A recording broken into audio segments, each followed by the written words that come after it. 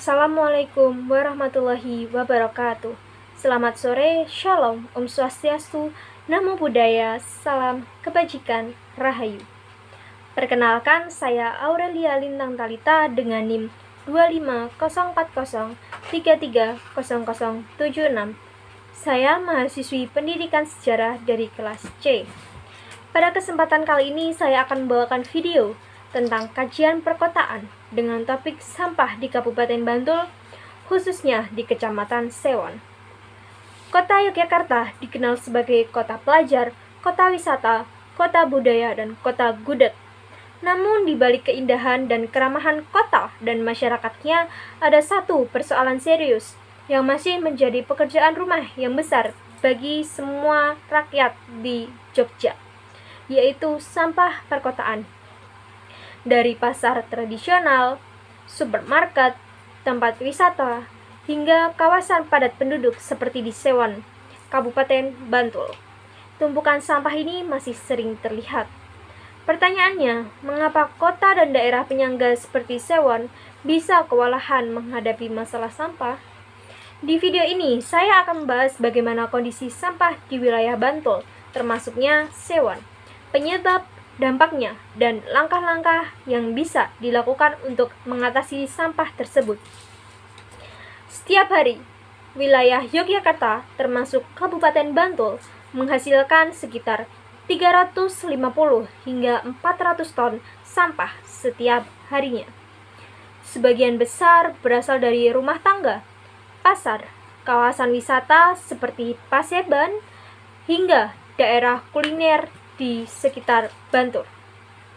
Selama bertahun-tahun, sebagian besar sampah ini dibuang ke tempat pembuangan akhir di Piungan yang menampung sampah dari kota Yogyakarta, Sleman, dan Bantul.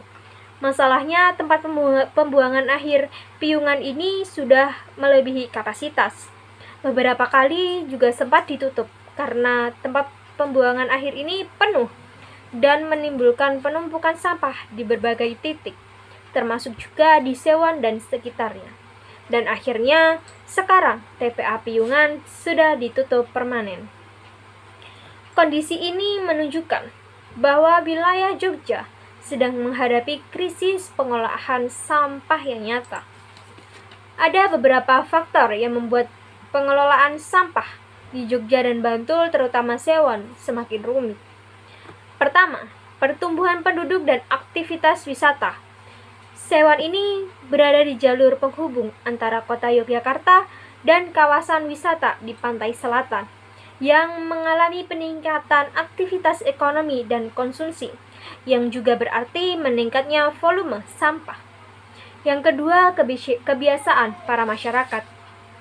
Sebagian warga masih membuang sampah tanpa memilah antara organik dan anorganik.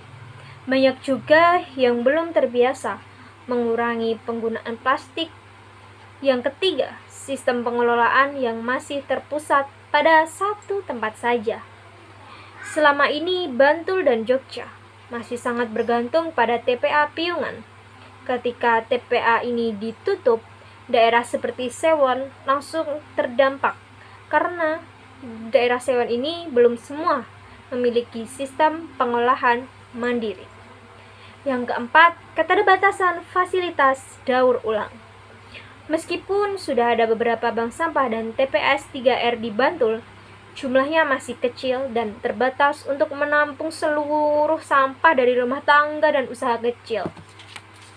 Dampak dari persoalan ini terasa di berbagai sisi kehidupan. Dari sisi lingkungan, sampah plastik mencemari selokan dan sungai-sungai kecil di wilayah Sewon. Hal ini mengganggu ekosistem air dan mengotori aliran sungai. Dari sisi kebersihan dan infrastruktur, saat musim hujan tiba, tumpukan sampah di selokan dan di sungai menyebabkan air meluap dan menimbulkan genangan di jalan permukiman.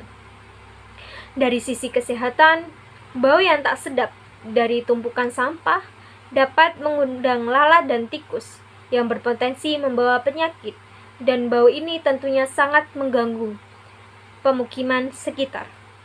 Dari sisi pariwisatanya, citra Jogja dan Bantul seperti daerah wisata yang bersih dan nyaman bisa menurun jika pengelolaan sampah ini tidak segera dibenahi. Semua ini menunjukkan bahwa persoalan sampah bukan hanya soal kebersihan, tetapi juga kesehatan, ekonomi, dan citra daerah. Meskipun begitu, berbagai upaya sudah mulai dilakukan oleh pemerintah dan para masyarakat. Pemerintah Kabupaten Bantul bersama pemerintah Kota Yogyakarta kini menggalakkan program Zero Waste Cities dengan mendorong warga memilah sampah dari rumah dan memperkuat TPS 3R, Reduce, Reuse, dan Recycle di setiap wilayahnya. Beberapa kelurahan dan desa di Bantul, terutama di Sewon, sudah mengelola sampah secara mandiri hingga lebih dari separuh volume tidak perlu dikirim ke TPA. Bank sampah juga semakin banyak bermunculan. Di beberapa tempat di Sewon juga sudah ada beberapa TPS seperti di TPS Niten yang baru. Di kampung saya sendiri sudah menerapkan pemilahan sampah botol bekas, kardus, sampah rumah tangga, dan plastik. Ini dilakukan per rumah sebagai upaya untuk mengurangi sampah dan sampah tersebut bisa dipilah dan dijual ke pengepul. Kampus dan sekolah di sekitar Sewon juga ikut berperan melalui kegiatan Eko Kampus, gerakan bebas plastik, dan inovasi pengelolaan sampah yang berbasis edukasi. Namun, semua program ini tidak akan berjalan tanpa partisipasi masyarakat.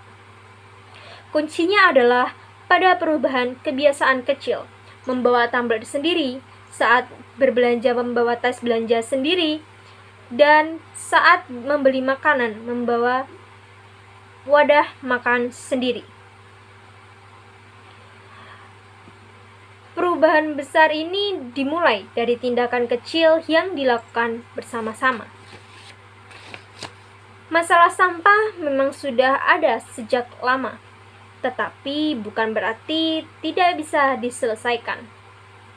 Jogja, termasuk masyarakat di Kapanewon Sewon, memiliki modal sosial yang kuat, semangat gotong royong, dan kepedulian terhadap lingkungan tempat mereka tinggal. Jika setiap warga mau berperan aktif, Jogja bisa menjadi contoh daerah yang berbudaya, bersih, dan berkelanjutan. Mari kita mulai dari diri sendiri, memilah, mengurangi, dan mendaur ulang sampah. Menjaga kebersihan bukan hanya soal lingkungan, tetapi juga bentuk cinta terhadap kota Yogyakarta dan bumi tempat kita hidup. Sekian dari saya. Wassalamualaikum warahmatullahi wabarakatuh.